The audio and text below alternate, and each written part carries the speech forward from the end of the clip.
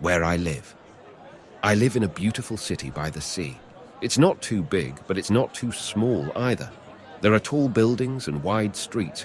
You can see mountains in the distance. My home is in a quiet neighborhood. I have friendly neighbors who say hello. There's a park nearby where children play. I often walk my dog there. I live in an apartment on the 5th floor. It has 2 bedrooms, a kitchen, and a living room. The balcony has a view of the ocean. I love to watch the sunset from there. There are shops and cafes on my street. I like to go to the bakery for fresh bread. The cafe next door has great coffee.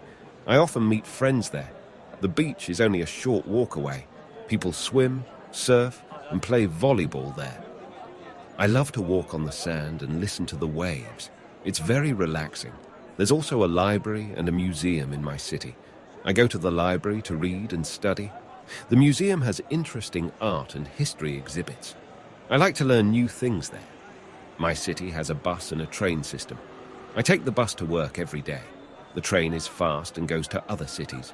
I use it when I want to travel. I love where I live. The weather is nice and people are friendly. There's always something to do or see. I wouldn't want to live anywhere else.